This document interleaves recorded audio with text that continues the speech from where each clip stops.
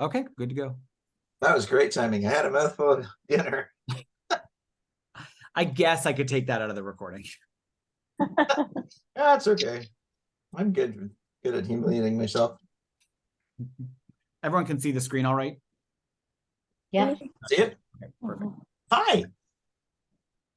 I can't see everybody else though. Why is that? Change it to gallery. There you go. I usually have that. What's going on? There we go. There. It was like that before. Okay. Right on. Okay. Welcome everybody. Yeah, actually, so yeah, let's go to the next slide. We don't need that anymore. Okay, in 30 seconds, share your name, your position in youth exchange, and why you love youth exchange. Who's going to start? I'd say you just say a name. Don Moore. Don Moore, Walker and Rotary. I'm Asia Pacific correspondent for Central States. Mark. Mark Oliver, Rotary Club of St. Mary's Youth Exchange Officer. Love youth exchange because I went on exchange. Heather. It was cool. Thornbury Clarksburg Rotary Club. I'm Heather Walton, sorry. And I love Rotary Youth Exchange because I have brothers and sisters all over the world. Suzanne. I'm Suzanne Brown, and I'm YEO for Walkerton, as well as outbound chair for the district. And I love youth exchange because I was an exchange student, my son was an exchange student, and we have hosted most of my life. Shirley. Hi, my name is Shirley Bonneveld. I'm with the Walkerton Rotary Club. I'm the YEC. At the moment, I'm sitting in a camping site in the bush using my phone, so I hope I can get through this meeting. Rhonda. Yeah, Rhonda Knoll. I'm from the Watford Rotary Club. I'm the YEO, and I love youth exchange because it shrinks the world. We've hosted a few exchange students here, and it just seems to shrink the world.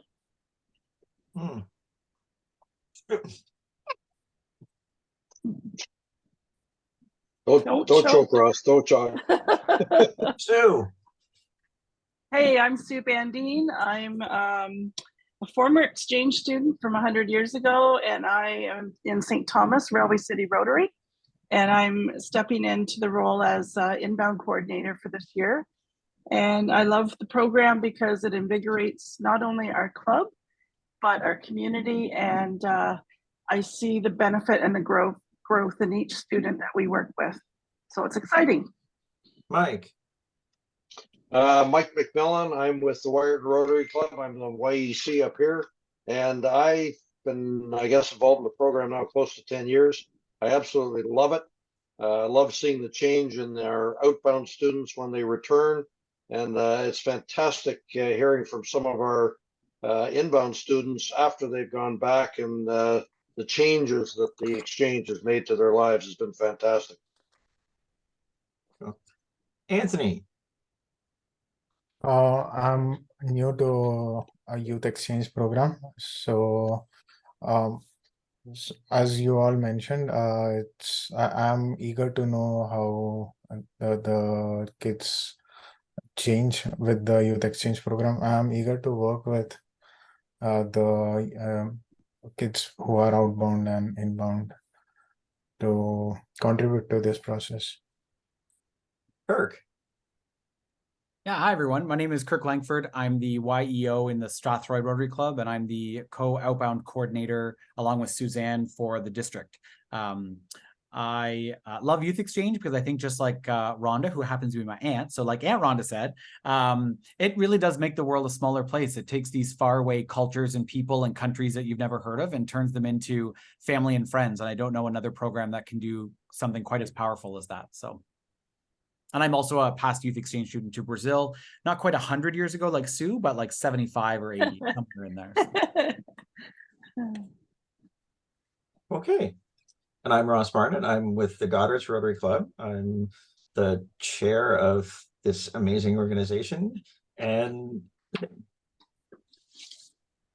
in 1999, my wife said, "Hey, we're going to host an exchange student." And now here I am, 30 kids later. All right, next slide. Here's our agenda. We're going to do a bit of an introduction. We're going to talk about club commitments. Then we're going to talk about the inbound program. Most of you have seen all of this before. I mean, it'll be all new to Anthony, of course. So if we're going too fast, let us know. And if you've heard this before, try not to fall asleep.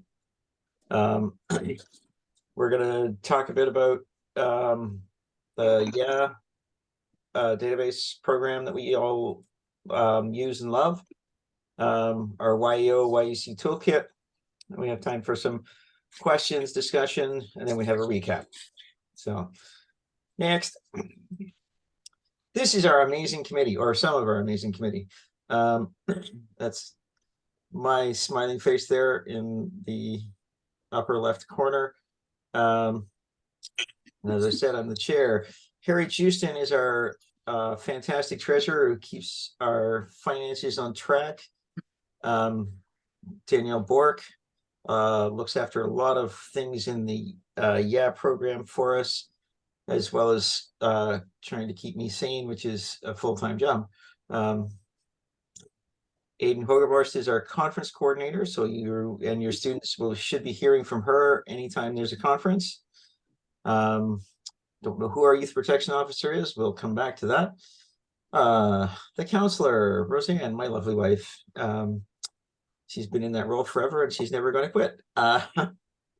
So, and as Kirk and Suzanne mentioned, they are sharing the role of outbound coordinators this year, with Suzanne taking the lead this year. Lucky her. No stress there. Sue Bandine is our inbound coordinator, and she's also going to be trying to teach Kirk how to do that role.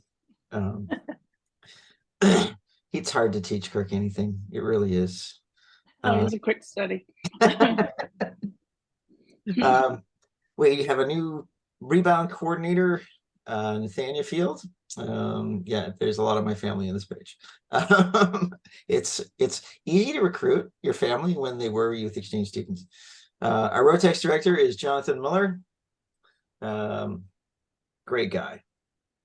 Anyway, that's all of us. Oh, these are all the acronyms and things that we use throughout the program. Obviously, RI is Rotary International. Ooh, okay, we're skipping that, I guess. No, I just got a little trigger happy. A little trigger happy, yeah. We'll send out a copy of these slides. So I'm thinking for someone like Anthony that's trying to look at these and go, oh my God, where do I start? Don't panic too much. I'll send them as slides so you'll have them for reference. And we'll also send you the recording of the meeting so that you can rewatch it too. Yeah, so they're all fairly straightforward. The CSRYE, that's our Central States, the organization that our district belongs to, that Dawn is a country correspondent for. They're responsible for a lot of the rules we have to follow. And YEA or YEO, depending on how you pronounce it, that's our database program. And the other ones you can read about later. So let's move on. I'll try and save some time here. Okay, so we have a lot of regulatory people to answer to in this program. And the big one obviously is Rotary International and the Rotary Code of Policy, or RCOP, which I make Don Bork read and tell me all the things I have to know. I actually have tried to read it.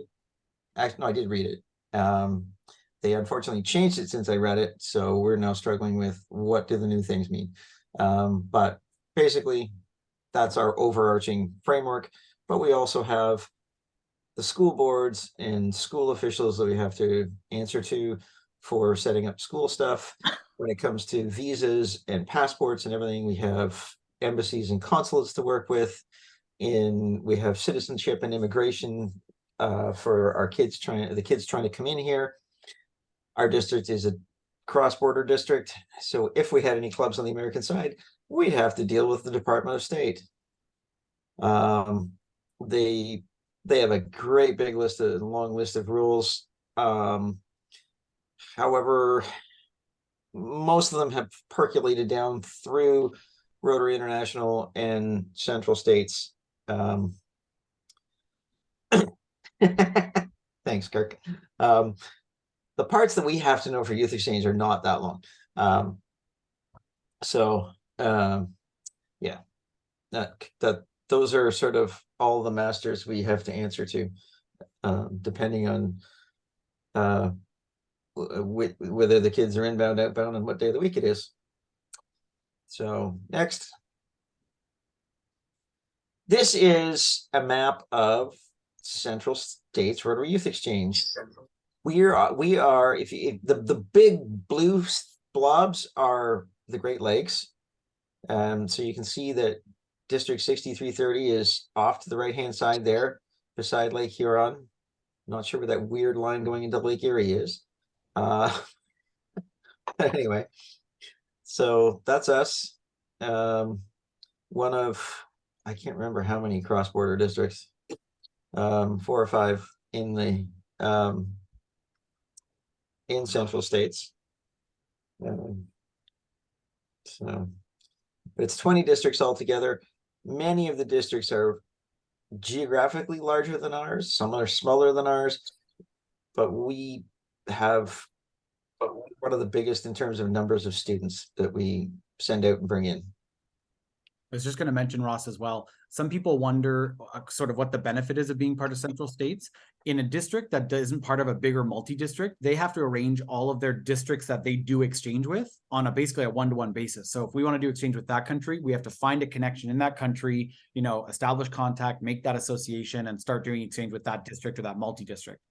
As Central States, that means that our district doesn't have to have relationships with 30 to 40 different countries because Central States maintains all of those relationships. Now, the potential downside is that you might get a message from someone in Greece that's in Rotary and says, hey, our district wants to do exchange with your district, so you can send kids to Greece.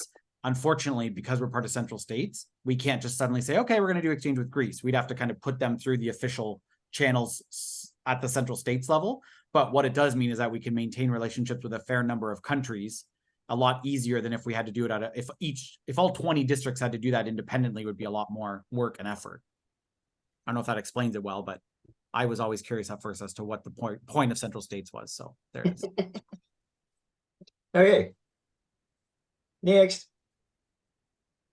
We do a lot of work as a tri-district now, ourselves, 6380 and 6400. And this is a zoomed in map of what that looks like. We're the big orange one. So we have a bigger area, more students, more amazing people working with us, and but it is working well. It's helping with our training, both on the inbound and the outbound side. So that just gives you an idea of what it is. And we will be again doing our outbound training with the tri-district, and we are doing some inbound things together as well, including our interviews. So this thing called club commitments, that's when your club says, yes, I will do youth exchange. We're working on the next year out. So we're talking about commitments for 24-25 at this point. And we need to know that by November 15th, 2023, because I have to tell Central States how many students we are going to bring in that year. And I commit to that, and they hold us to that as best they can. We're keeping the fees the same again this year. Our clubs wanting to bring in an inbound student costs $1,250 Canadian, and we don't have any US clubs, so that other part's not relevant. It's been the same now, I think, for 3 or 4 years. We're trying to hold the line there. We have a pretty good inbound program, and that's what pays for it. When you do your club commitment, you designate your YEO and your YEC.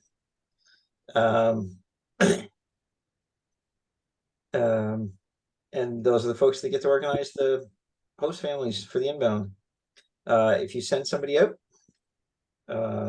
if you want to send somebody out, you need to bring one in, particularly in Ontario. The school boards won't let us bring kids in if we don't have a space. So the reciprocity is pretty tight. Some school boards will let us give us a little bit of slack and let us balance over 2 to 3 years rather than specifically over 1 year. Other school boards are nope, forever. They want to know exactly the name of the kid that's going out and the name of the kid that's coming in, and that's who it has to be. So that's I think that's all we need to say about that one. Next slide. Inbound program. Hey, guess what, Sue? I'm up. You're up. Oh, great. That's wonderful. This is a group we had into 2 years ago, and wonderful kids. And this was at Skinner's Bluff when we were up at Presqu'île Camp. So lots of great memories from there. We'll go ahead. That was more than 2 years ago. That was pre-COVID. 2 outbound years ago, so pre-COVID. Oh, yeah, 2019. You're right. Yeah, 19. Yeah. Thank you. All right. So as Ross already mentioned, the YEO and the YEC are the key elements to having a club run your program, as we all know. And just for those new or review, the YEO takes the form of a legal guardianship, so that as the student that comes in from another country, you can make decisions on their behalf because you'll have legal guardianship as signed over from their bio parents, whether it's schooling, medical care, family arrangements, that sort of thing. So you essentially function as mom or dad. The YEC, you get to be the fun guy or the fun aunt or uncle. And it's a matter of checking in and being an advocate for the student. Communication is huge. You find out what their communication style is, what works for them, touching base regularly, hopefully dealing with things when they're small and not big. And then of course, communicating with the YEO as needed, but really working with a student. It's a huge, it is a time commitment, but it's a very rewarding position as well as the YEO. Next, so the YEO, for those of you who I've been working with electronically, it's nice to talk to you in person, but everybody is pretty on top of things right now. We're about to receive students. We've already received our Walkerton student, and we have 7 more students coming soon. But obviously, before they arrive, recruiting host families is one of our biggest goals. And if you haven't got more than one yet, that's okay. Just keep working away at it. But getting the first host family is critical because that's needed for the paperwork process so they can be received safely. And it really helps them as they get to know them before they come. Obviously, arranging for schooling. That's a matter of taking copies of all your paperwork in, having an appointment. Typically, the school likes to see the whites of the students' eyes in order to register them, but getting everything in order now is really important so that that's a smoother entry for when they come. In advance, this has already been done by those of you who have a student coming in. The guarantee form and other paperwork is really, really important to get it done well and carefully. And We sound nitpicky at the time, but now I understand why it is so important, as these are the forms that go forward to the government so they can get their study permit. Just an FYI, with our 8 students right now that are coming in, we have, I just did a final count, 5 out of the 8 have their study permit, and we're waiting on 3. So the moral of the story is, don't book your ticket until you have a study permit in hand, because they are here on a student visa, and that is the condition to get through immigration at the airport. So I'm in heavy communication with each student and each YEO. And if you're YEC right now and you end up going to a YE role down the road, don't worry. The district will support you, and we will get through it together. That's a big part of my job, and whoever replaces me, and I'm working on the training that Danielle Bork provided for me, and she's been awesome. Final points, obviously, is orienting your host parents. A lot of conversations, a little bit of hand holding at the beginning, and then it's trusting their instincts and letting them make that student part of their family, which is the big reward. Providing the first night questionnaire, I sent a link out to everybody today. Just a reminder how important that is to have it ready. And I recommend giving it to the host family now so they can look through it. Some questions may not be relevant in their family or their home at all. Others are. It's meant to be a guide, and it's really helpful even if you think your student has a decent handle on English. I strongly recommend using the translator so that it gets printed in both English and their home language. And then it just helps with communication all around. So if you haven't done that already, get that ready and into the hands of your host family. Okay, go ahead. Once the student arrives, it's really important that you send me an email. As the inbound coordinator, I'm trying to track all of the movements of the students.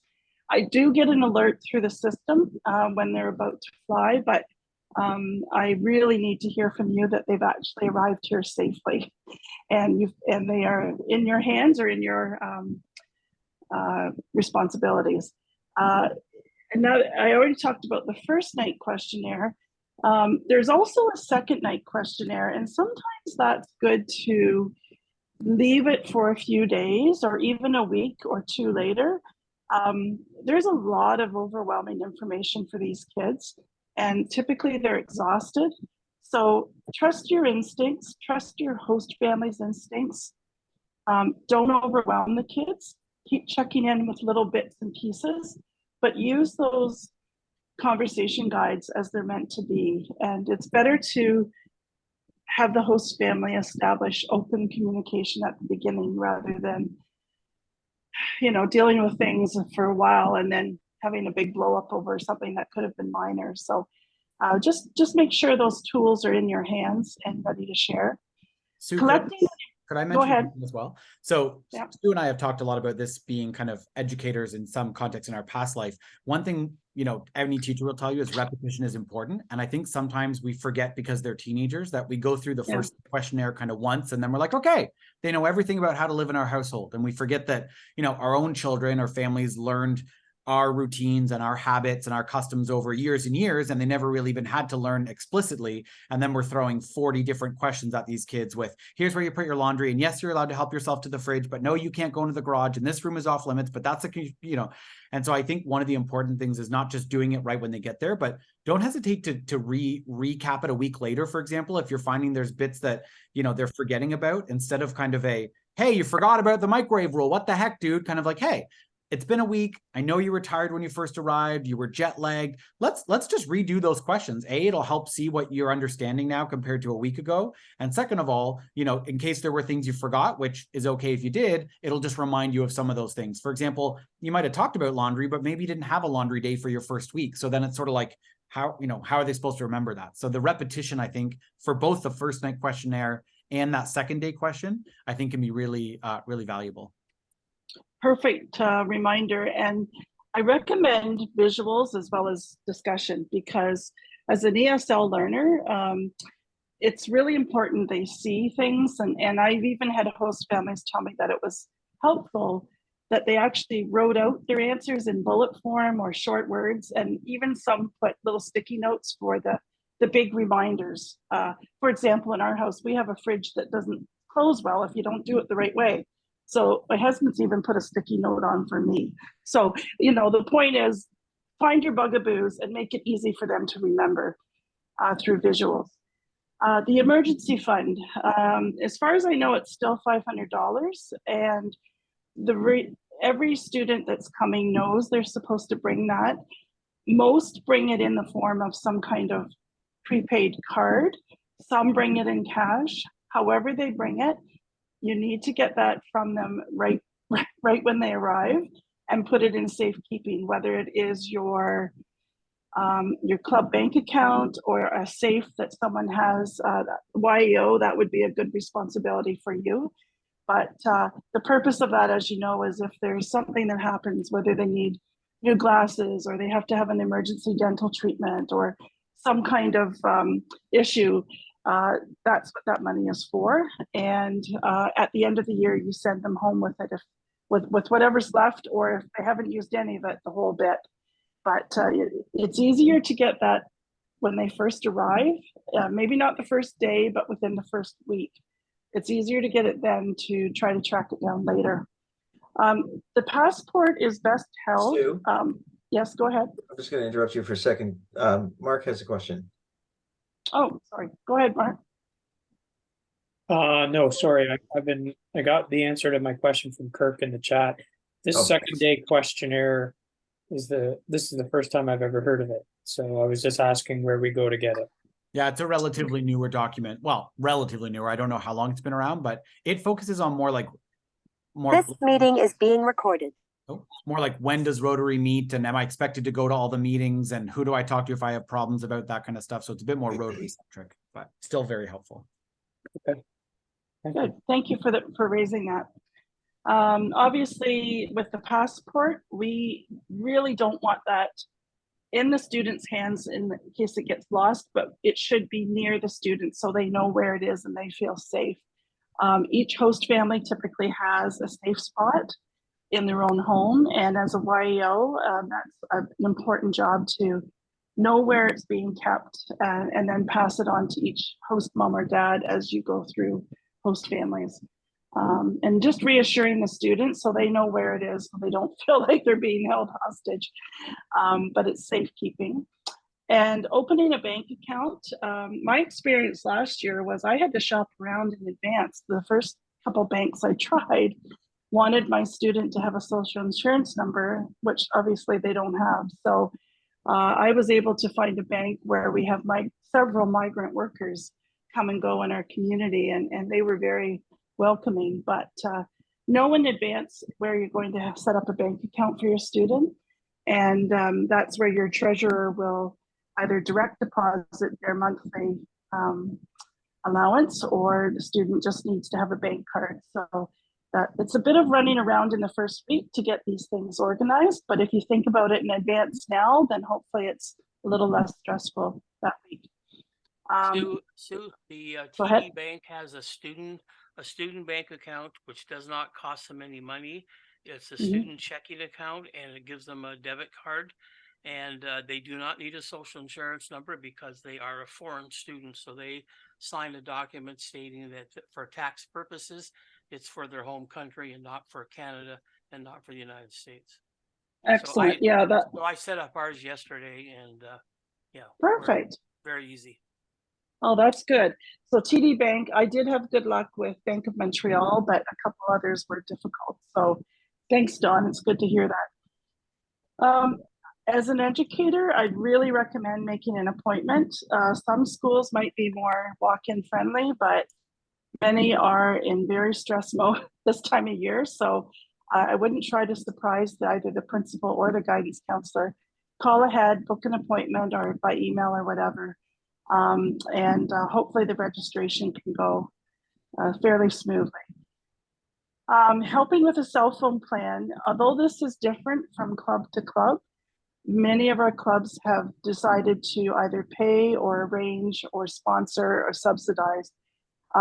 Our cell phone plans in Canada, as you know, are very expensive. So it's one of those things that if you can help your student get set up right away and encourage them to live on Wi-Fi as much as possible, it's a lot easier in today's world to use Wi-Fi. But they still need to have some data just so that they have a safety line to you at all times. And last but not least, reviewing the Rotary rules. Repetition doesn't hurt. When we have our September conference, our inbounds, we'll get all of these things, the policies, the travel, our rules reminded and repeated. But as a YEO, it's important that you know them inside out and refer to them so that it's just a constant friendly reminder of what's expected. Okay, thanks, Kurt. And ongoing tasks, obviously we've talked about the allowance. It's usually first of the month, but whatever it is, make sure it's regular and the student knows when they're getting it. Please check in with your host families regularly. It's easier to deal with things when they're little, and so often it's a miscommunication or misunderstanding. I think we sometimes forget these kids are still young, and although they're mature for their age, some things that are obvious to us are not to them.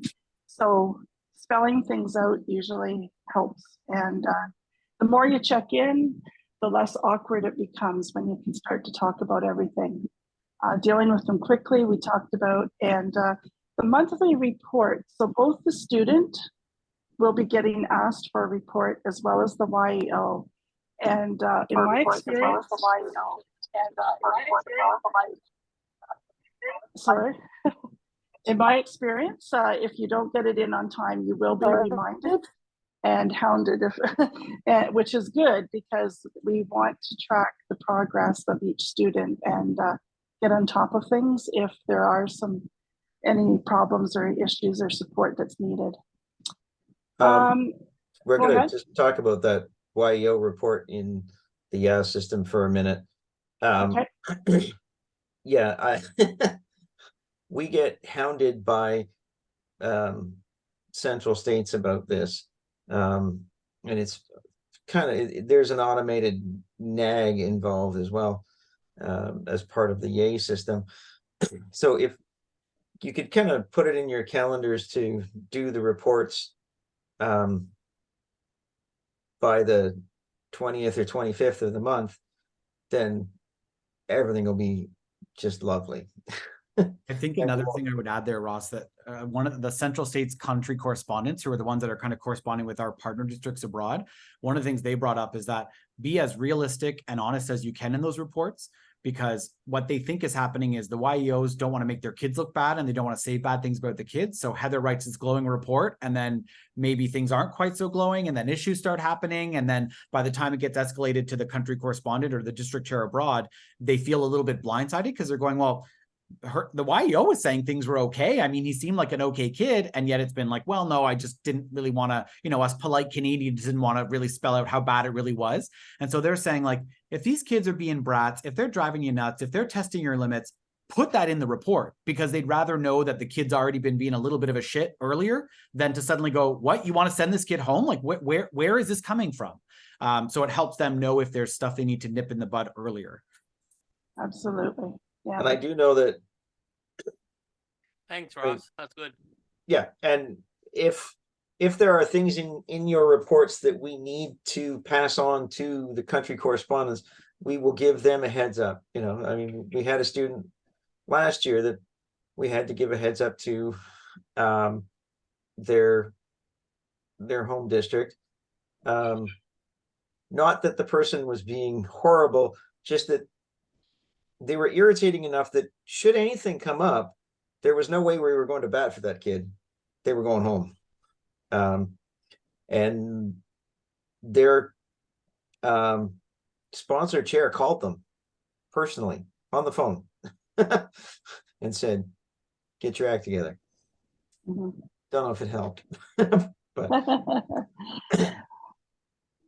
Okay, and as YEO, finally, just keeping track of using the YEO system to notify when it's time for the students to go home, when they get those plans. I'll be tracking those things as the inbound coordinator, but if you can realize or remember how important it is that we get that information, the less nag I have to be. And last but not least, you're the first point of contact for travel. So there is a chart that we will all share and remind each other of. If the student comes to you and says, hey, I'd love to go with my host family to the States, there's a system and an order of approvals, but they should be coming to you first for any kind of travel other than going on the school bus to school. So please communicate and have them, and let them know that you know that's important. Okay, go ahead. Also, I would mention, Sue, that share the travel policy with the host families. Yes. Because they may have it in their own mind. Well, you know, I'm looking after this kid, so we're going to go to cottage this weekend. Yeah. Oh, by the way, it's in Quebec. You know, something like that. Yeah. So, yeah. Right. And actually, that's a good segue into something that will be provided for each student at the September conference. Is we'll have a traveling binder. I know that the district provided us last year with one, and it was these kinds of pieces of information that would go forward to each host family. But I also created my own, just things that I, as a YEO, I wanted my host families to know. And so do your own thing if that helps, but we will also include these important reminders about travel and things. Another ongoing task is obviously have a bit of a plan. It doesn't need to be down to the date, but you should have an approximate switch time set up already with your host families. Okay, so-and-so is keeping Joey until Christmas, and then after Christmas, we're looking at a move and approximately until March break. If that's your time frame, and check in with each host family to see if they have any events or special trips planned that you have to honor. If you have to work around their schedule, do your very best to honor that. Developing a club activity calendar, we really recommend that you share the joy and really put upon your membership that this is not a one family situation. It's just not a two Rotarian deal. It's a club sponsorship. And every Rotarian has an interesting story, whether it's their family life, their business, their own hobbies or passions. We really want the kids to get to know and learn from each Rotarian. So having some kind of activity calendar, we have created in our club something called an angel team. And these are 5 or 6 Rotarians that are specifically wanting to help with rides or taking them to theater or providing activities that they already enjoy as a family. And they will just go out of their way to include the inbound student.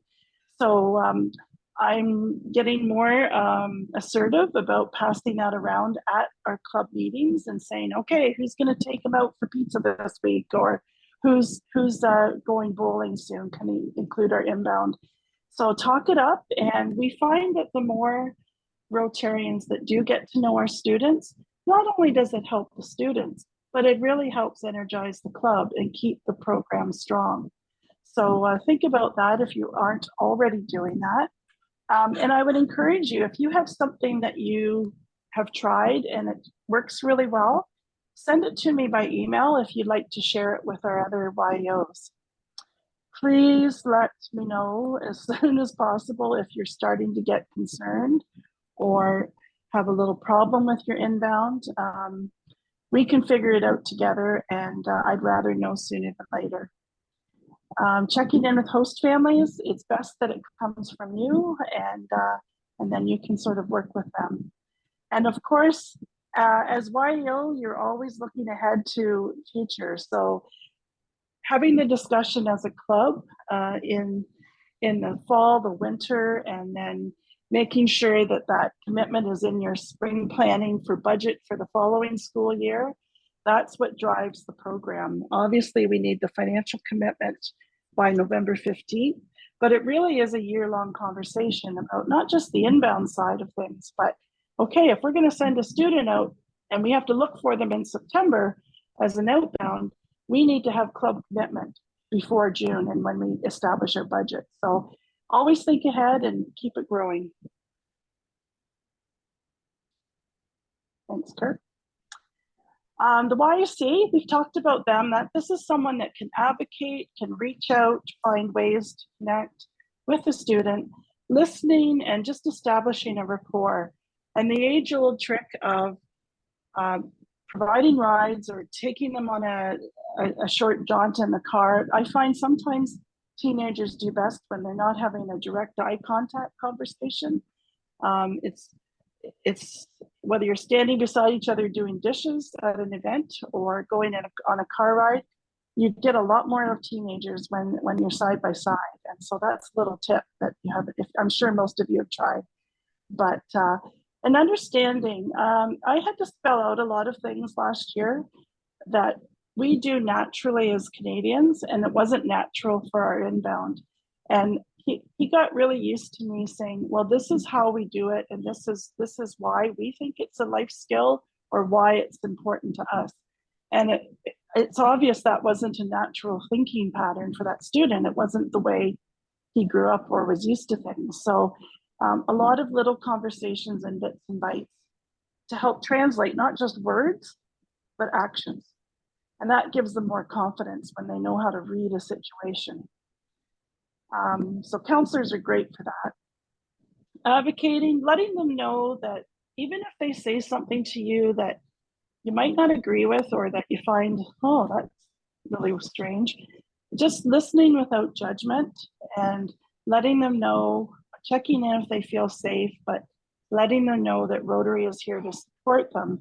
And that usually is when you get further with these kids, when they feel safe in talking to you. And reviewing the material on the student experience. We call things what they are when we meet with these kids. Like, we're not going to tiptoe around culture shock and homesickness and even social skills on how to fit in with the kids at school or the opposite sex or whatever it is. Just, we talk about these things very openly at the district level. And we'll be sending things out as well. So I would encourage you to say, hey, show me some of the stuff you got at your conference. What are you talking about? And even if they can show you and not articulate it all verbally, it's a great conversation guide, if you will. And hopefully that helps with the conversations. Next. We've talked a lot about host families, but it's a year-round process. I know some of us have really had to push this summer to get at least our first one going, but often what happens is if you don't have that second or third lined up yet, once people get to know the student, they're more readily willing to say, yes, I'll host.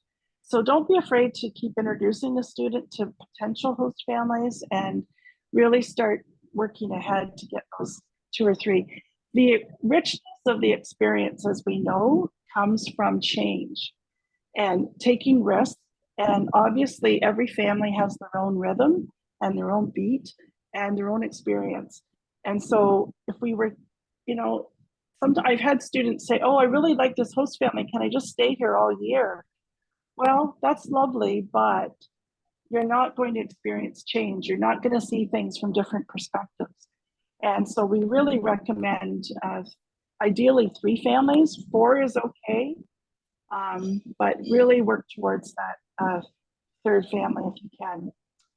And obviously we ask our members, but to be honest, this year we got lucky. Well, we didn't have members that could host because we're a small club and most of us are tied up with the program.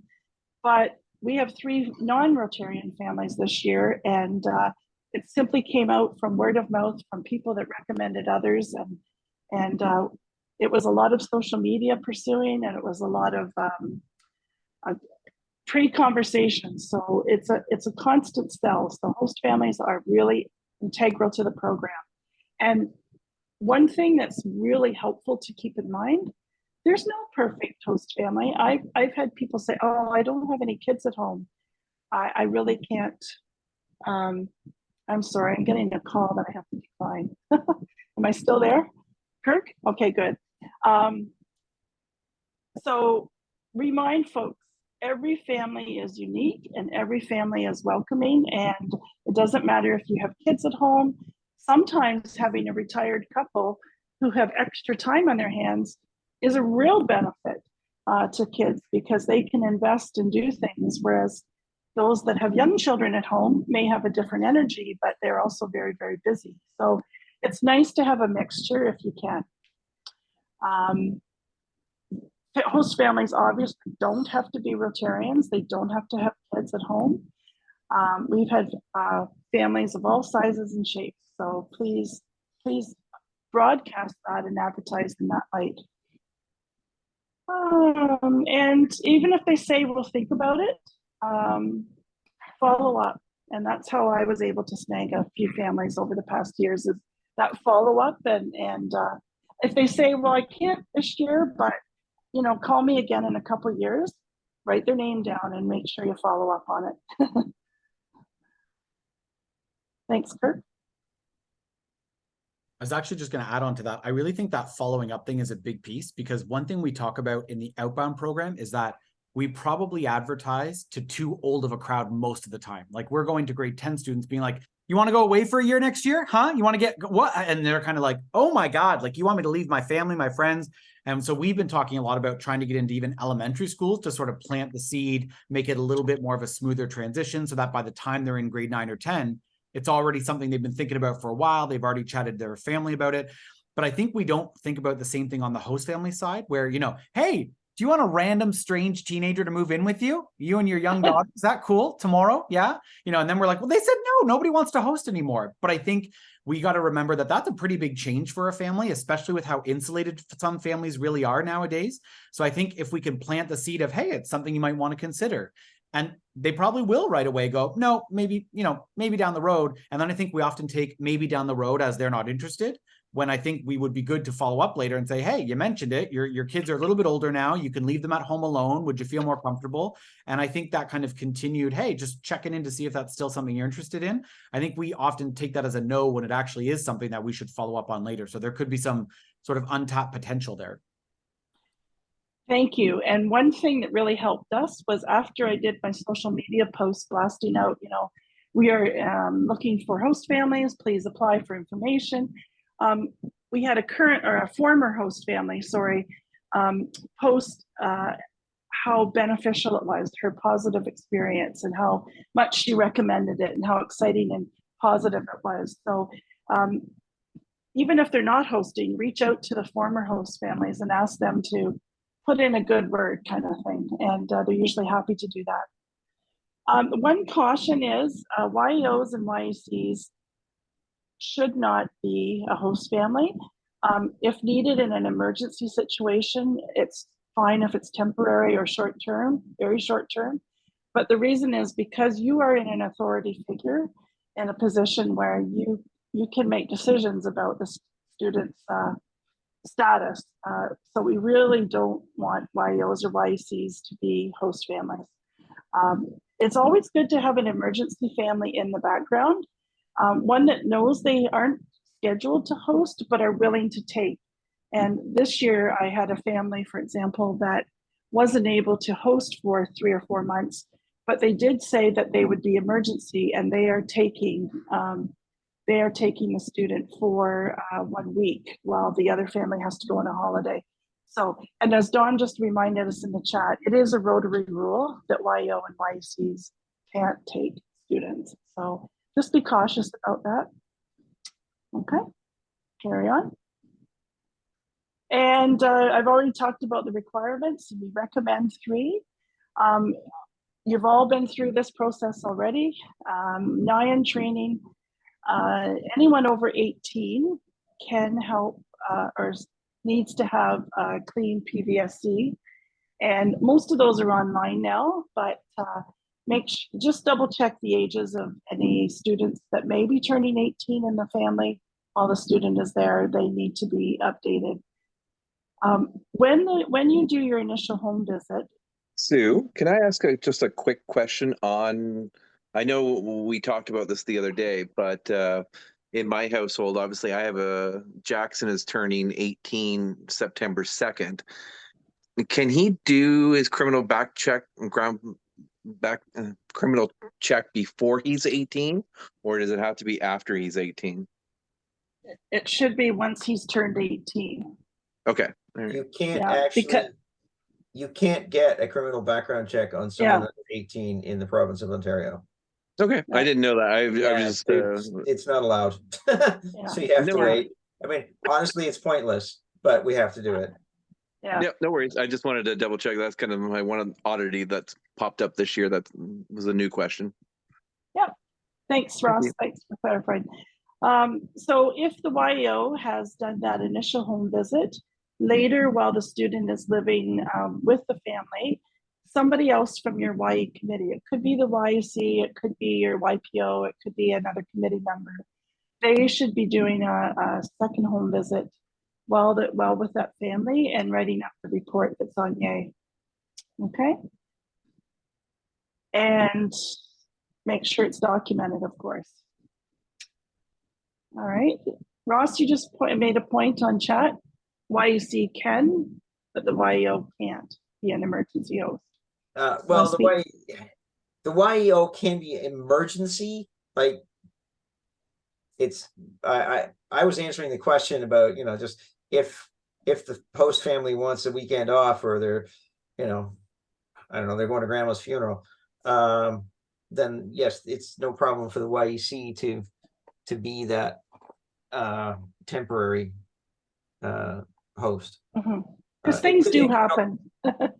It's easier to do it with the YEC than it is with the YEO. Right. But if it's in an emergency, yes, the YEO can also host. Good. And it's also part of our like our, what's that thing called? Our emergency plan thing that if we have another COVID crisis management plan. Sorry? Yeah. Crisis management. Crisis management. Thank you. That one. Yeah. We spent ages figuring out. Like our house here is an emergency host spot. Yes.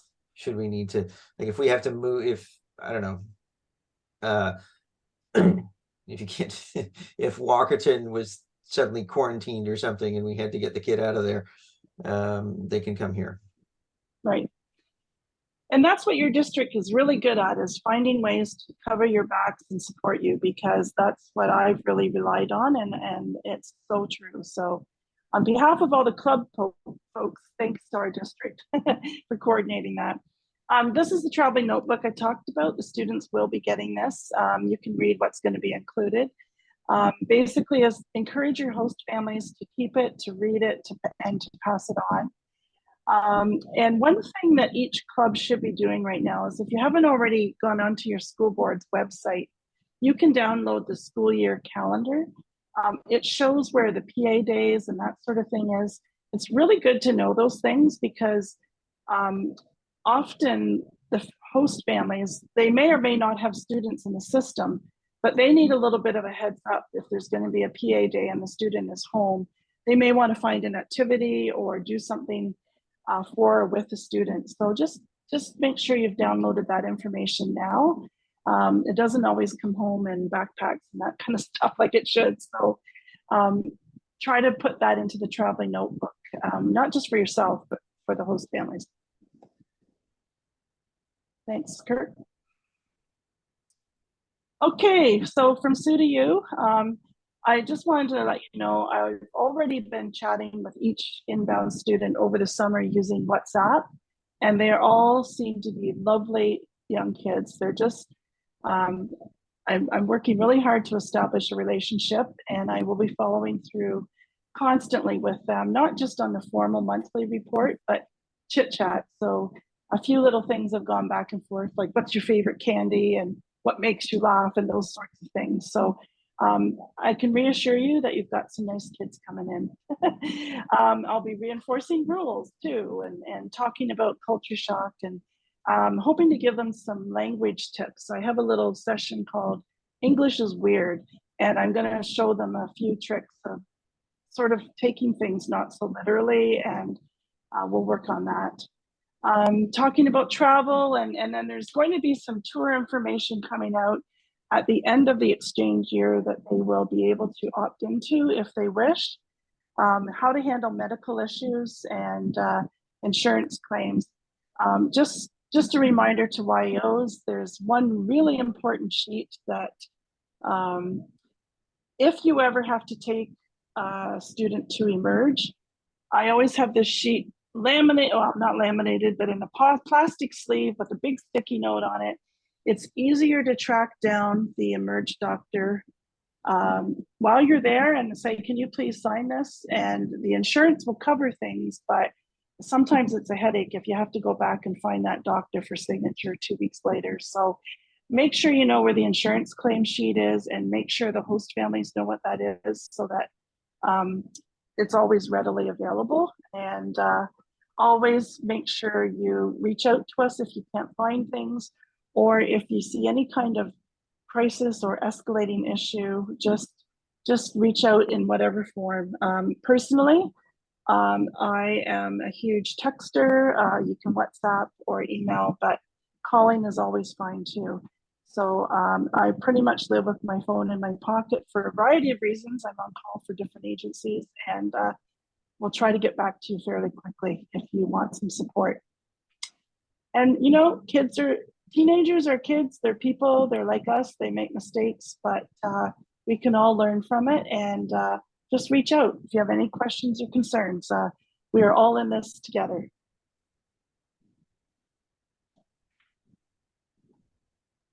All right, awesome. Thank you, Sue. Let me just take a note there, 2004. Okay, now you're stuck with me for a little while. So as I mentioned, my name is Kirk. I'm the co-outbound coordinator for our district. I'm working with Suzanne Brown. So what we're trying to establish with the outbound program, Ross and I were trying it, and then COVID decided to smack us in the face with it. So we're trying it again, is basically doing like a leapfrog year, because with the outbounds, you're always kind of working with a year that's already out and abroad, but we're getting reports from them, we're helping them, we're supporting them. But then you're also training a year of outbounds, so that are going to go on exchange. So we're trying to do a bit of a leapfrog thing. So I was the kind of the main lead on this year's group of outbounds. Now they're on exchange, and I'll kind of keep track of them while they're on exchange, make sure they send reports. And Suzanne will take the lead on this year's group of outbounds.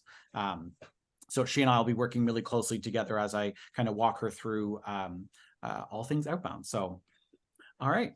So we're going to walk a little bit through the outbound program. There's lots of info on the slides, but I know most of you have lots of experience with the outbound program. So I am going to go through quite quickly and just try to help you understand what your sort of obligations are as a YEO, because I know oftentimes we think of the YEO as a very inbound focused role, but there are some things that you can do as a YEO to help your outbounds too. So let's dive in. So in terms of the YEO and Youth Exchange Committee role, really you're looking at 5 principal things. Outbound recruitment, okay, so going to local schools and areas to actually recruit the outbounds, helping them with their application once you've done the recruitment, because the application is quite extensive, involving the outbounds in the club before they leave for exchange, supplying them with club banners and pins, and that's kind of part of getting them involved in the club before they leave, and then asking them to present to their club upon the return. And hopefully that's a little bit more than just that. Hopefully it's getting them back involved when they come back, but at a bare minimum, we want them to come back and do their presentation to their sponsor club. All right, so in terms of recruitment, we are going to be doing another district-wide virtual recruitment info night. We haven't yet set the date yet, so it's probably going to be, I'm going to say probably early September. We'll let you know once we have that date. We'll probably do a Facebook event again. And the reason we did that was just coming back from COVID. We thought, why not try a bit of a virtual event, see if people from anywhere in the district can attend. It was pretty well attended, so we're going to go ahead and do it again. And then anyone from the district is welcome to attend, any students or parents that are interested or have questions. Okay. Next, helping with the selection process. So an outbound student, you want to think of them as an ambassador of your club or community. So you're always keeping that in mind when you're picking the right student. It's not just someone that says, I want to learn French or I want to get out of this damn town and do something with my life. That's not necessarily the best ambassador, right? So you're always thinking in the back of your mind, would this person make a good ambassador for the club and for the community? I'm realizing here that the date is wrong on there. That should say August 1st, 2024. But basically, we're looking for kids who will be between 15 and a half and 18 and a half when they leave on exchange, preferably in the younger range, like 15 and a half to 17 is ideal. But depending on where they're going, they'll take older students. In terms of academic requirements, we want to see that they're usually in the top half of their class. And in Ontario, if you want them to be a primary candidate, and what we mean by that is that they're guaranteed a spot, they have to not have graduated. If they graduate, they are not a primary candidate, because what that means is that the Ontario government is not holding a spot for the inbound student in their school. That's how the whole reciprocity thing works, right? If Jennifer goes on exchange and she's from a school in Ontario, she's created a spot for an inbound to come in and take her place because the government's holding a spot for her when she comes back. But if she's already graduated, in the government's eyes, she's done school. We don't need to hold a spot for her. And so if she's already graduated, it's not impossible for her to get to go on exchange through us, but it does make it a little bit more challenging. So that's why we're trying to usually recruit kind of grade 10 students who will go in their grade 11 year, or maybe grade 11 students who will go in their grade 12 year. All right. If you're looking at a grade 12 student and you're like, they're an awesome candidate, we'd really recommend having a serious conversation with them about purposely not graduating before they leave. So leaving some credits unfinished that they can take when they come back. But without getting too much into the weeds, let me know if you have a situation about that we need to have that conversation. Okay. And the medical requirements, the biggest thing is really they have to be willing to get all the required vaccinations, unless there's some sort of medical exemption, but that includes COVID and whatever else there may be. This hasn't been a big issue for the most part. We have had a couple people turn away from it because of that, but otherwise most people are more than willing to get on board with that. Okay. Then there's sort of three silos that we're looking at. In terms of personality and character, we want someone with a sense of adventure. We want someone that's willing to learn a new language and culture. And I would say the biggest thing here is, are they curious about an exchange experience, or are they destined to go to France and learn French, right? If Heather goes, I want to go to Japan, I love anime, I love Sailor Moon, send me to Japan. Well, we can't guarantee that she's going to get to go to Japan. So if she says, I just want to go study abroad and I love the idea of traveling, that's a much better fit for our program, because then they're going to be happy wherever they go, potentially. Okay. In terms of their motivation, I would say the biggest thing there is, are they planning on actually it being a cultural exchange, or are we just a travel agency so they can go travel the beaches of Brazil? And is it their idea to go on exchange? Or did Daddy Dearest Ross decide that it's a great idea for you to go on exchange because I think it's a really good opportunity for you? And then there's the kid going, I like my bedroom. That's my favorite place in the world. I have no desire to travel. Right? Sometimes parents want to use it as they'll just need to break out of their shell, and an exchange is just the trick. Well, it's probably not. It's going to probably traumatize them if you send them for that reason. So we want to make sure that they are the ones that want to go on exchange. And the financial capacity, the cost from our point of view is $8,500. That's what they'll be paying to us. Now, of course, there's expenses while they're on exchange, and there are some things that doesn't cover. So you're looking at obviously more than that, probably closer to about $15,000 when all is said and done. And you think of souvenirs and their visa fee and some other stuff. So A, does the family understand that that's the cost? And do you think that they would be able to afford that? And there are some scholarships available, but just keeping that it's not a completely free program. It's a volunteer program. None of us take home a paycheck, as you know, but it's not a free program. All right. Again, just feel free to slow me down and ask any questions if you do have them as we chug along. Okay. Really what you want to ask is, would you want this student in your home? So don't send them to us and say, oh, they're amazing. Oh God, I wouldn't let them within 100 feet of my room, but they're great kids. You should send them on exchange. Now, if you probably wouldn't host them, then we should have some pretty serious reservations about sending them on exchange. So that's a good frame of mind. Are they a good ambassador? And would you want that same student living in your house for 3 months? All right. Okay. So a little bit more granular, but in terms of the application stage, there's really 4 steps. Okay, preliminary application that we do with the district here, the club interview that you're going to do at your club level, the Central States Rotary Youth Exchange application, which is the big mother that some of you have maybe dealt with. That's all the supplemental forms and documents and passport and birth certificate and this, that, and the other. And then the district interviews. So we'll just quickly gloss through those. All right, probably the most important at our stage is the preliminary application. That is available. The link to that and the info for that is available on our district website. Okay, I will put a link in the chat after I'm done yapping here to that so that you can all copy that down. It's also just, you can just Google D6330 Rotary Youth Exchange and our page pops up. And on that page, right at the top, I believe it says like, click here to apply. That's the preliminary application. Okay. They fill it out. It comes into us at the district. We get them to fill in. Either they specify a club. So it'll say, yeah, I've been talking to Rhonda from Watford. And that way we know automatically that it goes to Rhonda.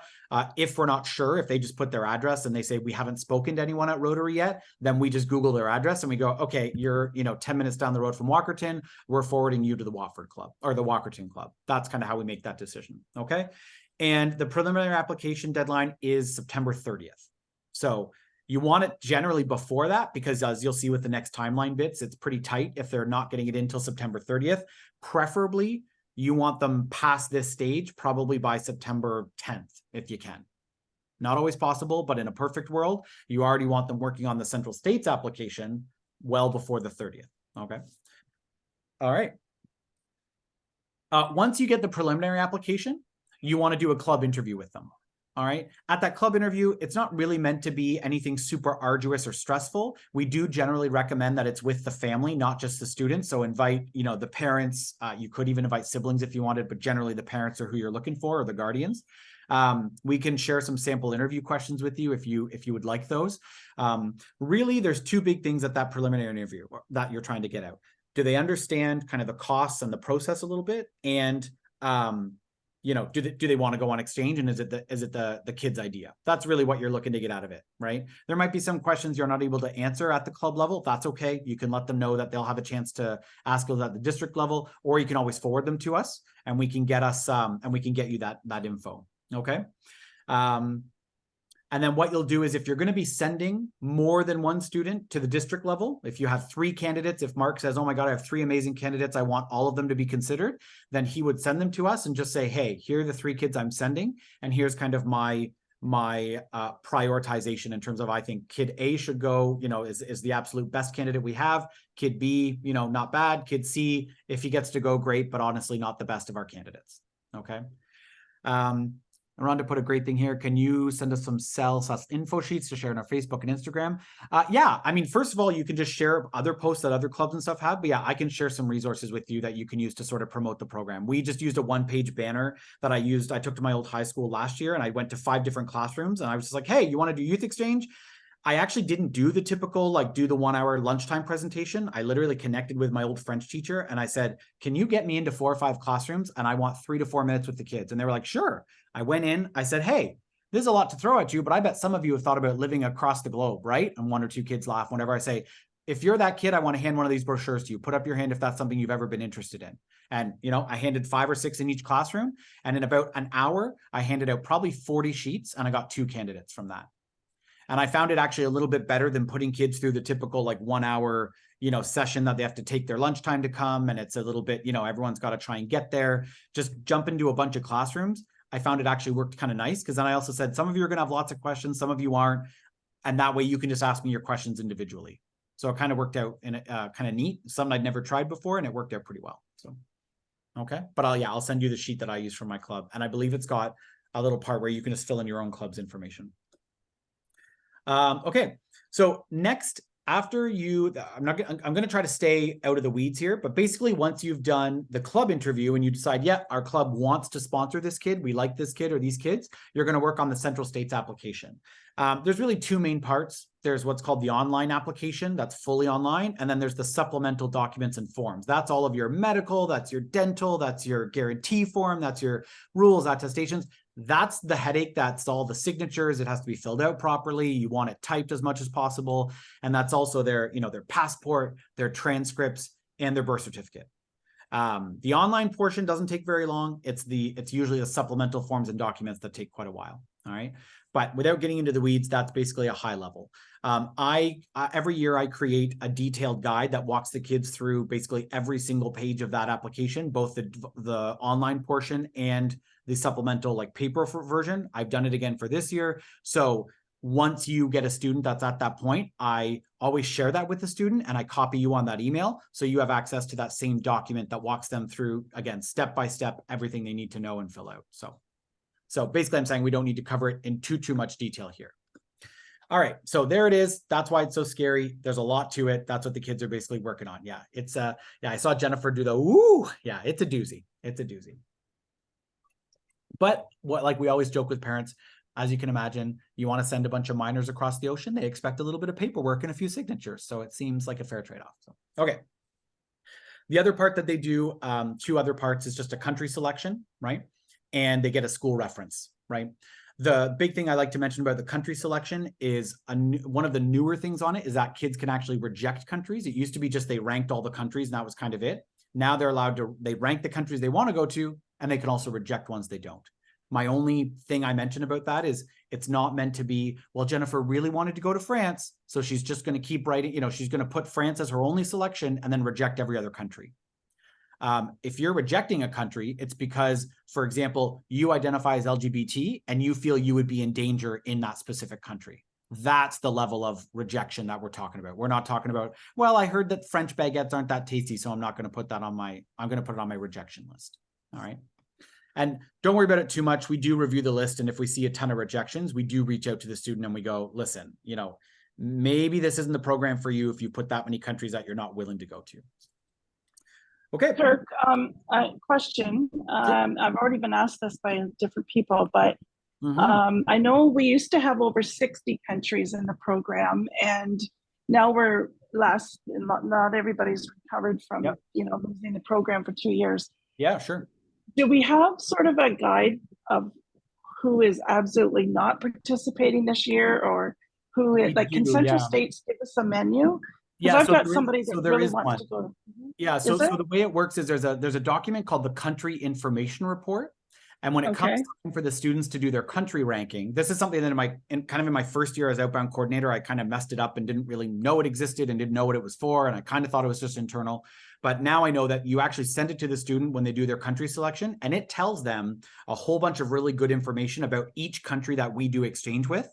It tells them age restrictions. It tells them mental health restrictions. It tells them, you know, you have to be willing to come to a 2-week language camp to come to this country. It gives them all this great info about every country to help them make their country ranking decisions. And can we see that in advance? Yeah, you can, for sure. It's actually in YEA, and you can download it. It's a little bit tricky to find. So Sue, if you could actually maybe shoot me a text or an email after just to remind you, I can, or to remind me, I can send that out. Thank you. It is helpful. Yeah.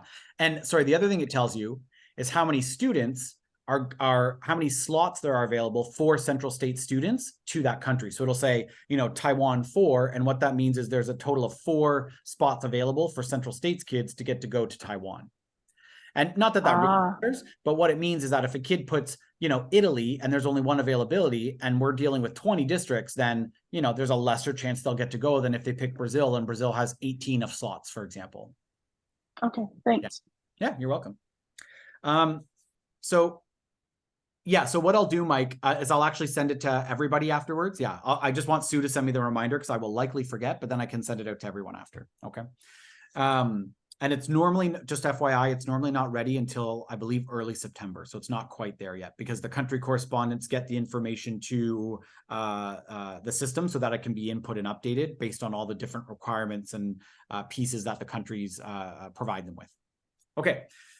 In terms of the Central States application, really all I can say is complete it as quickly and correctly as possible. You will need to help the students with this. I can assure you that for most of them, they've never completed something this complex in their lives. It's a lot of paperwork for these kids. Even if you're organized and using proper names and terminology, they can still very easily get confused. So I would say help them as much as you can.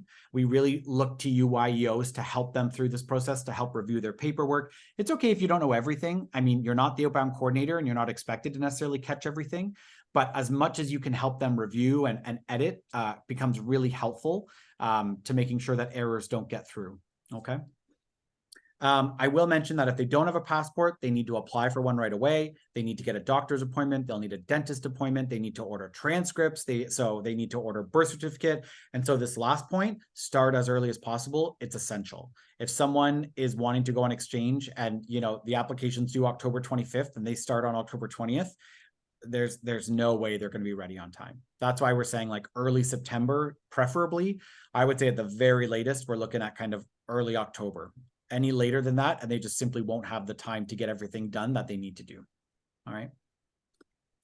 Okay, so we will be having a help session where you and or the students, anyone in the district can just come online and say, hey, I'm working through my application. I'm really confused or I have questions. We haven't yet set the date for that, but Suzanne and I will set that date and we'll let you know when it is. And it's just basically you come online and you can ask us any questions that you have. The deadline for the Central States application is October 25th. Okay, that's the online portion. So October 25th is the deadline for the online portion of the Central States application. For the supplemental form, so that's like your medical, your dental, your passport, your transcript, your all of that fun stuff, the stuff that you have to do a lot of chasing for, that's November 1st. I know it seems silly that they're a week apart, but it does help the kids to kind of spread that out a little bit because it lets them focus on the one part and then a little bit later they focus on the other. So yeah, so Mark, just an update, it doesn't actually have to be the long form birth certificate. It just has to list their parents' names on it. And there is a new birth certificate in Ontario that's not the long form. It's bigger than the one the kids have at home, but it's not the long form, but it lists the parents' names. As long as it lists the parents' names, it's valid. We'll accept it. Yeah, so there's and that's listed in that info document I mentioned, like the guide, the application guide. I have like image samples and stuff in there that you can see. So yeah.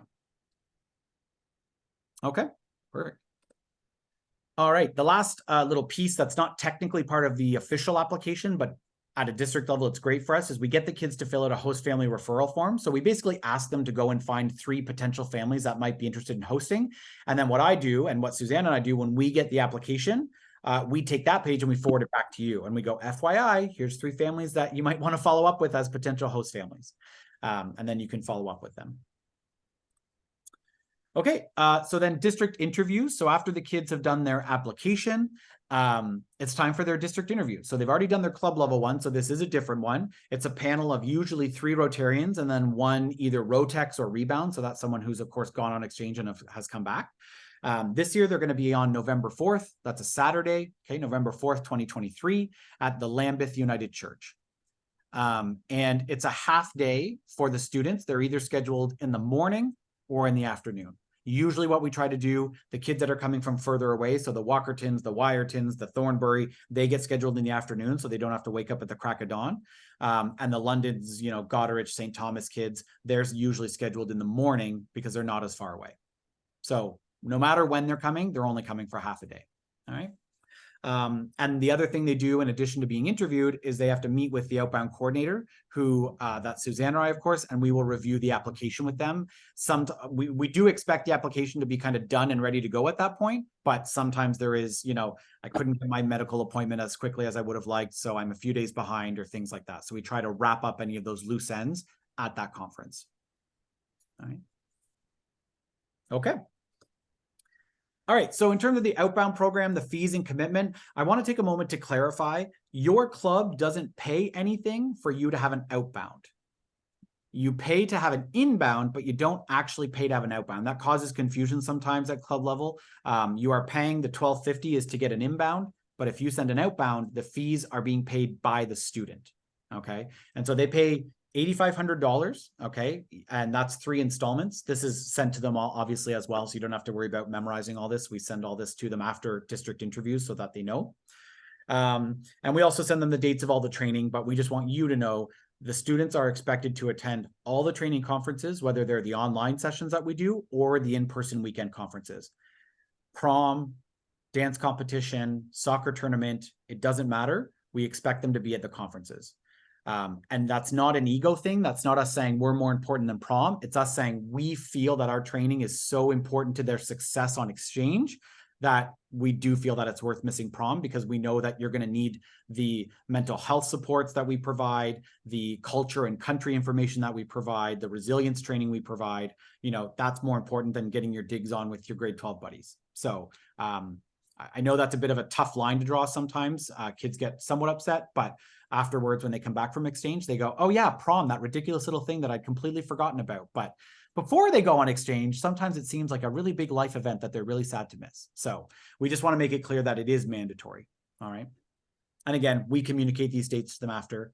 I should mention, as most of you will know, when you get an outbound, while Suzanne and I are interacting with them, we always, or as much as possible, we copy you on any emails. So you know what they're hearing, you know what news they're receiving, what updates they're getting. So, when we send them the email after the interview conference saying, these are the dates you need to be aware of, you're on that email. So you don't have to worry about not kind of being in the loop. We try to definitely keep you in the loop as much as we can.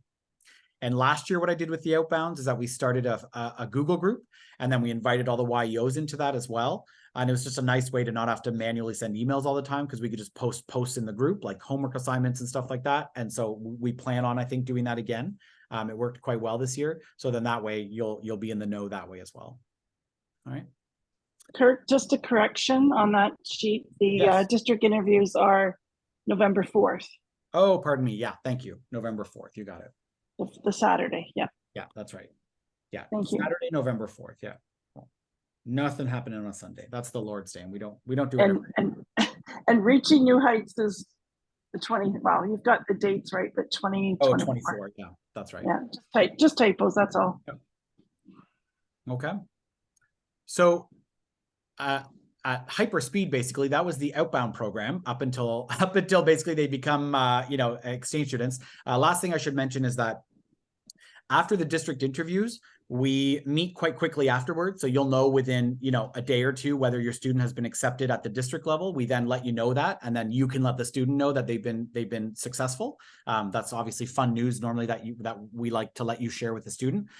And then it's from, we have to submit the applications to Central States by December 1st.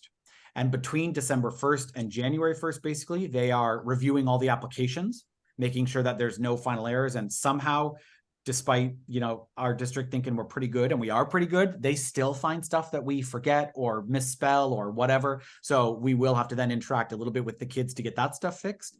And then they usually release the country assignments between January 1st and January 15th. So that's when at the district level, we find out where the kids have been assigned. We then let you know so that you can then share that news with the kids. All right. And in the past, we've asked you to make a big thing of this because it's, first of all, it's great for social media, but it's also just really exciting. So, Heather is on this call. She's someone who's done an excellent job of showing up with flowers and balloons. That's the country of the students' outbound country, right? And it just made such a fun video. The students were so excited, and it was just a really nice celebration instead of, not that it's the end of the world, but a phone call going, yeah, you're going to France. Yeah, have a great night. Bye. She showed up there. It was super exciting. So I think it's a really nice thing to do. And I also think it is really great for, social media and stuff. It's a fun little way to celebrate. So I would recommend that you all do that again as well if you can. So, okay. Any other questions about the outbound program at this point? Okay, wonderful. Thanks for your attention, everyone. And Ross, I'll pass it back off to you to kind of finish us off.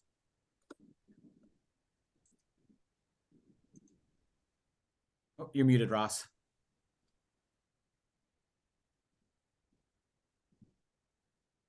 Yes, I am muted.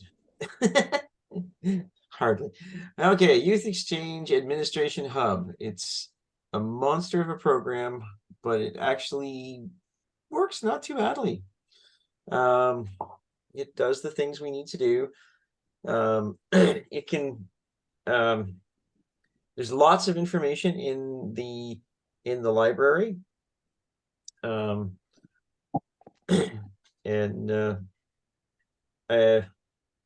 I know certainly at the district level we use it a lot. It's also keeps track of all of our volunteers, like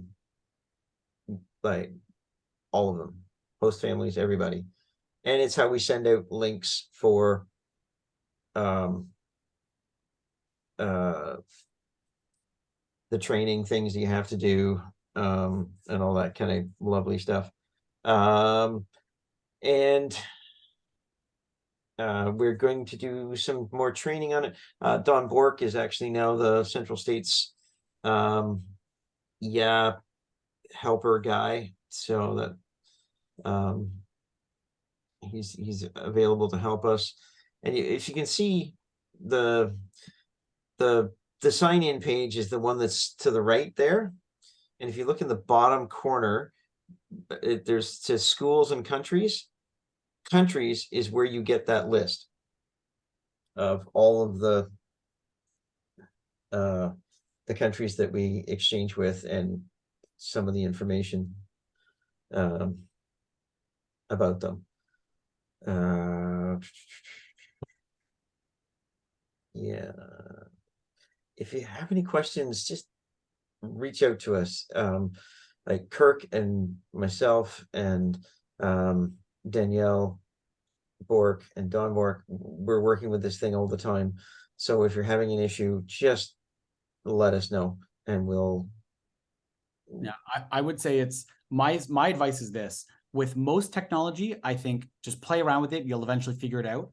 With I don't always find it very intuitive, and I consider myself pretty tech savvy. So I would say if you are struggling, just assume something's not where you think it should be, and it probably isn't, and reach out and get help before you bang your head against the wall, because you will sometimes end up doing that working with it means well, but sometimes stuff just isn't laid out as well as it probably could be.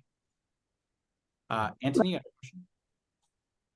question? Yes, I had a query. So currently I'm not in a permanent residential status, so I'm on my open work permit. So does that hinders me in being a guardian, which is YEO? Yes, we have to work on that. We're actually trying to figure out what the Rotary Code of Policy specifically says with regards to you being the guardian. And it also, we have to check Rotary Code of Policy and the Canadian citizen, not the Canadian, the whatever. It was back in the early slides. It's getting late. Immigration in Canada? The Canadian thing, like, who's responsible for the custodianship document that we have to fill out.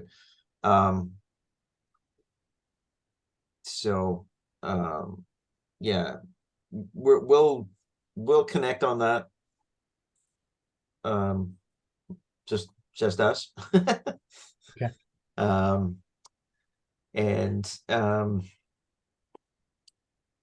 Jennifer, no, Todd, I don't think updated you, and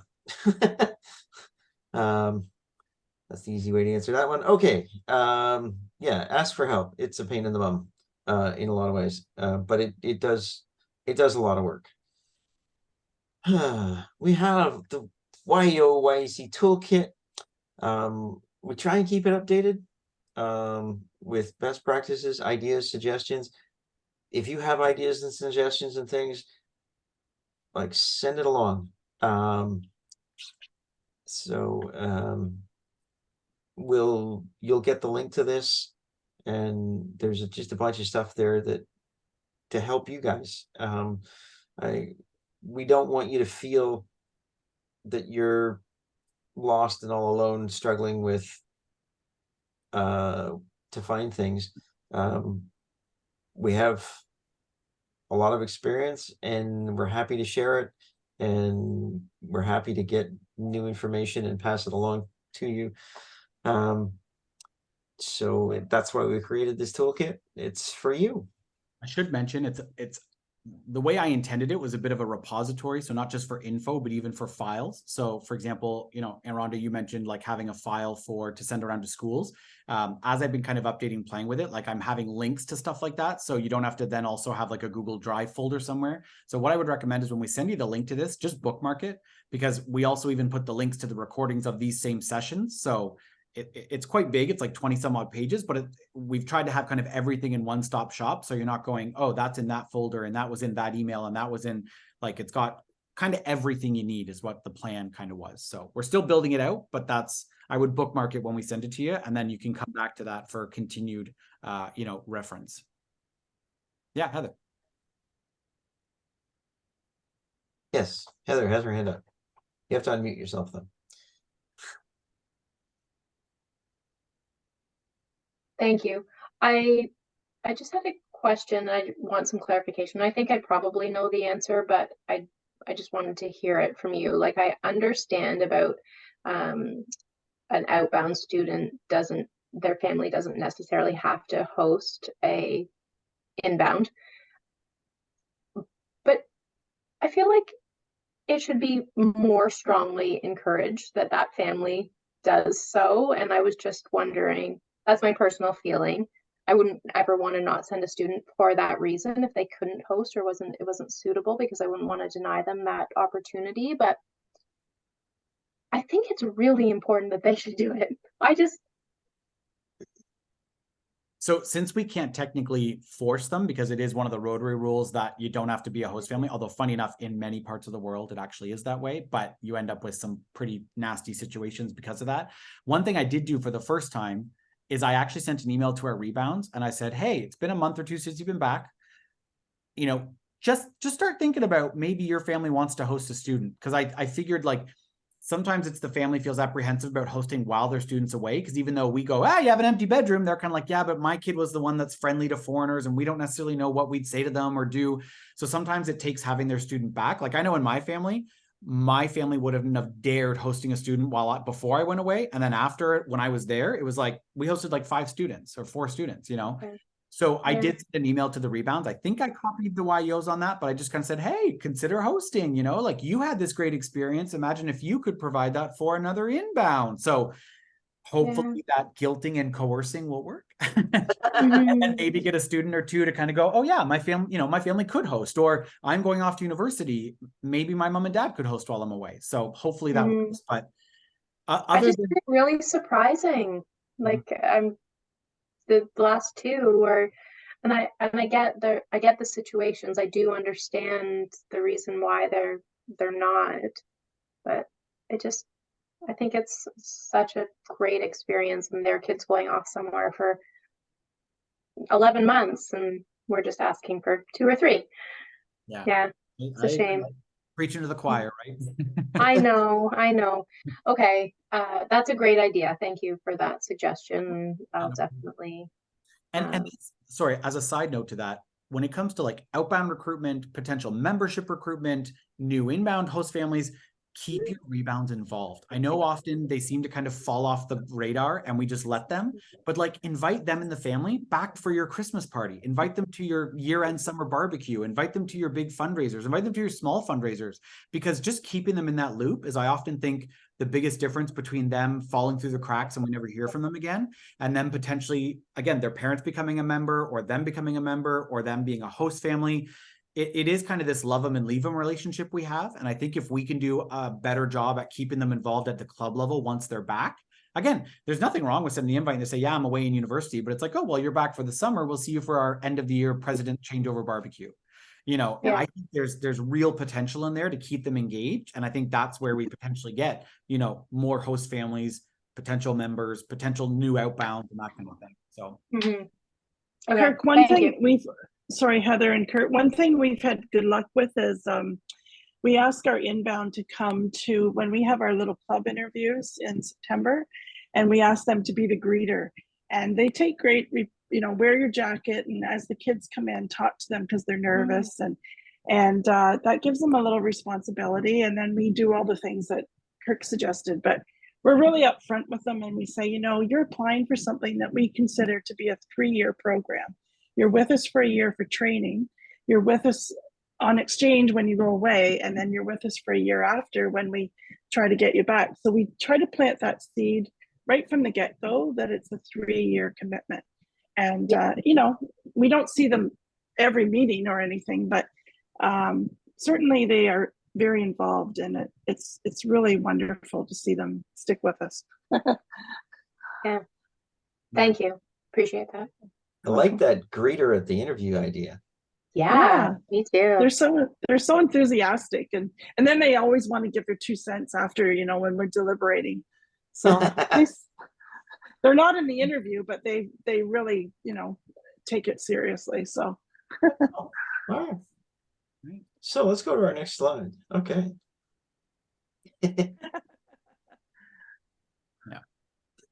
So yes, we will send you the recording of this. And before we get too far along, I just wanted to say, I sort of skipped over a couple things. Mark Oliver's sabbatical is over, and Yay! He's coming back on the district committee.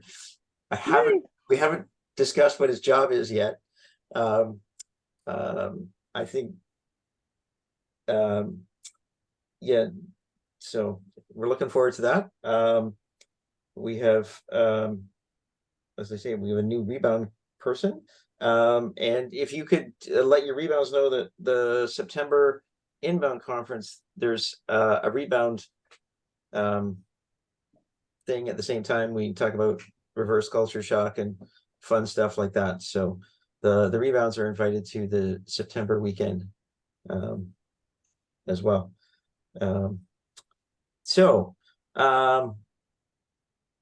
I am going to email this, Ross, so you don't need to, if you don't want, like, you don't need to go through each item unless there's particular things you want to highlight, because there's actually 3 slides of next steps. So okay, yes, there's all kinds of stuff here, things to do. Like get those outbounds recruited, get your inbounds settled in, try and enjoy this job. And if you need anything, reach out to us, and we'll do what we can to help you. And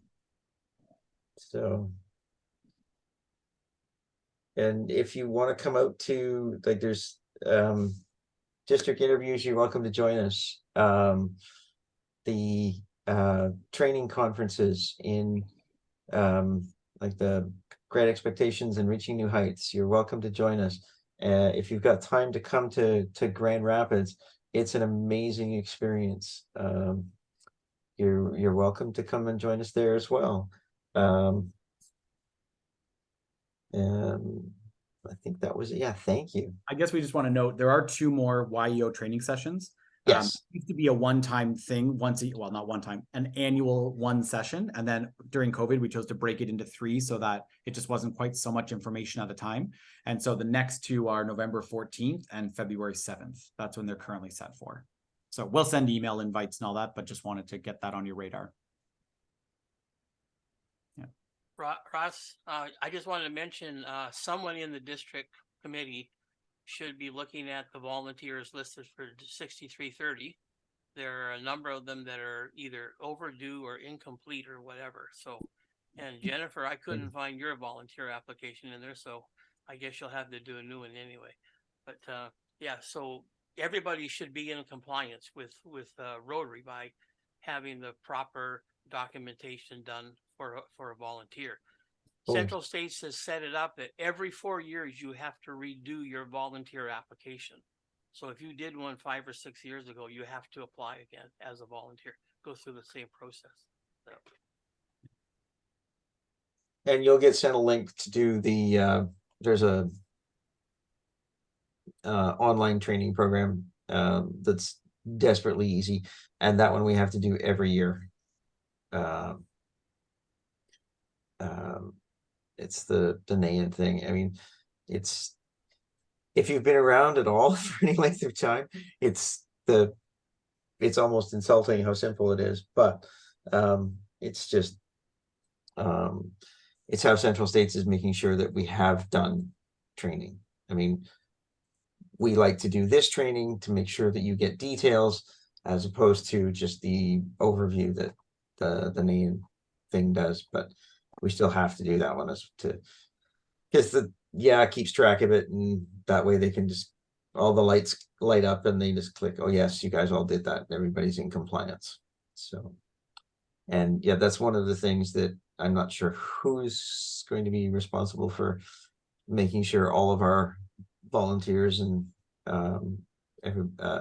like Sue is tracking host families on the inbound side, but the volunteers somebody will be tracking to make sure that we're all in compliance. And the nice thing is we don't have to do criminal background checks over and over and over again. We can do the offense declarations now. At some point, they'll probably put a cap on that for the number of years you can do them in a row. You'll have to go back and do the background check, but at the moment there is no limit.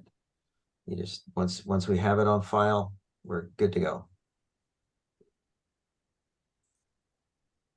So, any questions?